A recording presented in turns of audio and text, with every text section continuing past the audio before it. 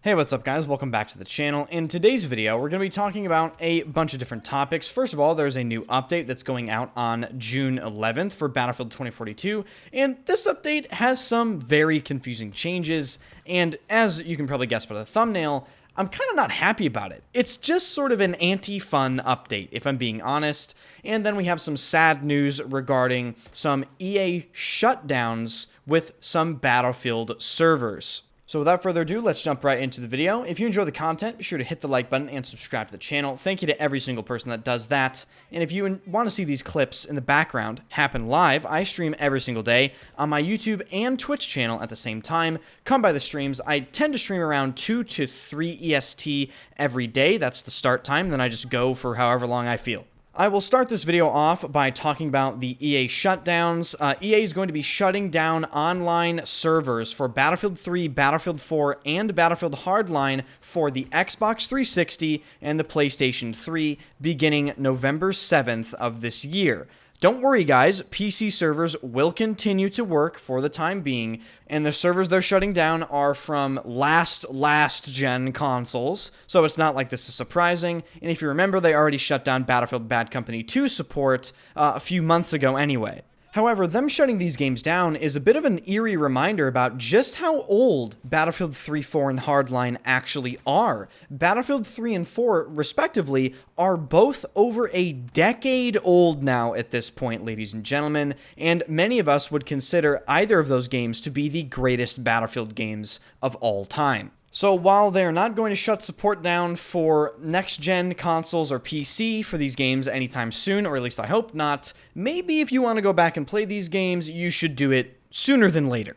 Moving on to the patch notes for Battlefield 2042 Update 7.3.0. This update, as of this video releasing, is not out yet. It will be coming out this Tuesday, June 11th. And like I said at the beginning of the video, while this update has some good things featured in it, it also just has some anti-fun features in it, and I'm not a big fan of that. Starting off in the vehicle section, they are focusing on increasing the effectiveness of the new stealth bomber, or the XFAD Draugr, and they're starting to do that by increasing the damage over time of the kerosene bombs, and they're also buffing the Draugr's AP cannon damage versus other air vehicles by 20%, on top of making the DRFM jammer protect against all lock-ons for 5 seconds. Previously, I don't believe the stealth bomber actually had any protection whatsoever against lock-ons, which is pretty funny considering it's a stealth bomber. The stealth bomber isn't the only vehicle seeing changes in this update. They're also buffing the EBLC Ram's other weapon options because they say that the rocket pods are just vastly outperforming every other weapon selection. So in order to counteract this, they are actually not nerfing the rocket pods, they're buffing the other weapons, which is another way to go about it. They're increasing the rate of fire of the 40mm cannon from 140 RPM to 155 RPM, and they have increased the blast radius of the 40mm cannon from 35 to 37, and for the howitzer cannon, the impact damage has been increased from 40 to 65 to, quote, make it more desirable in vehicle combat. The last thing worth mentioning in the vehicle section is the fact that they fixed an issue with Jet's systemic parts getting accidentally disabled too quickly, and similar fixes for other vehicle types are planned for the next update as well. Moving on to some balance changes in the weapons section, the PP2000 will now use the correct ammo count for Battlefield Portal. They fixed various visual and sound effects on multiple different weapons if you use certain attachments, and they lowered the AP ammo damage on the DFR Strife from 23 to 21 from 0 to 100 meters. Now moving ahead to some unfortunate news about the Master Key underbarrel attachment. This attachment mostly saw use on the AK-5C, the LCMG, and maybe the SWS if I remember correctly, but the Master Key is getting nerfed fairly heavily across the board. They are increasing the pellet spread from 2 to 2.5 degrees, the RPM has been reduced from 99 to 80, and the damage per pellet has been reduced as well. From 5 to 10 meters, they reduced the damage per pellet from 20 to 18, and from 10 to 15 meters, they reduced the damage per pellet from 18 to 16. The developers say that this is obviously to balance this attachment to make it less effective and less of a, basically just a dumb pick that you can use all the time.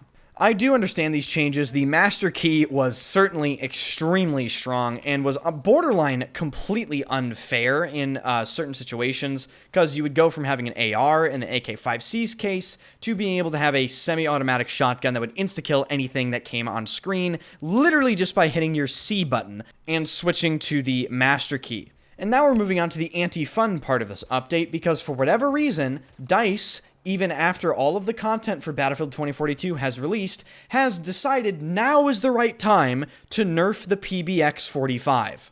I can't for the life of me understand why they're doing this now, considering the PBX-45 has been in its current state for, I don't know, probably over a year or more at this point, but they're doing it anyway.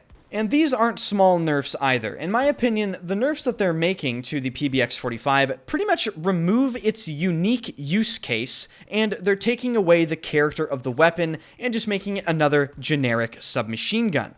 They are nerfing the close combat ammo damage. They are basically just giving it a 10-meter damage nerf and adding a 5 BTK range between 20 to 10 meters.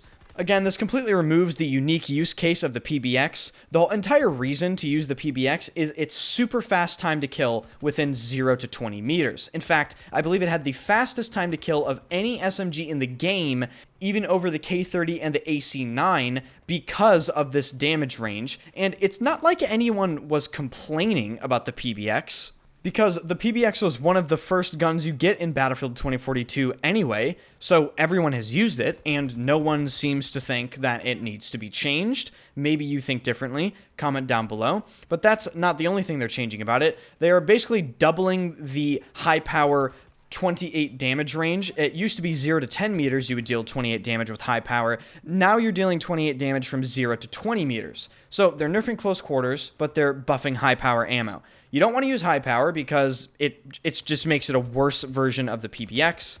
But at the same time, this buff to high power makes sense because high power having a 10-meter effective damage range, it really just doesn't make any sense, and it's not high power at all. So, double-edged sword here, close quarter combat ammo and the unique reason to use the PBX sort of destroyed, high power buffed, and maybe the PBX is a little more competitive within that sort of close medium range. But at that point, just switch to an AR, to be honest with you. And then the final anti-fun part of this update is the fact that McKay, whenever he uses his grapple hook, is now forced to use a reload animation. So that's just great, guys. They over double the cooldown of the grapple hook, and now they're forcing you to use a reload animation whenever you want to use it in the first place, after a ridiculous, 30 million year cooldown in the first place.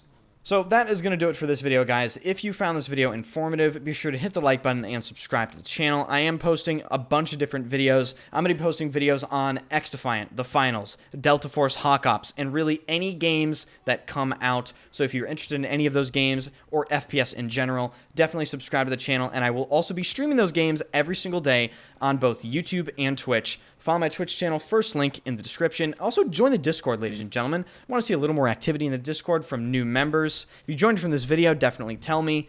And I'll see you guys in the next one.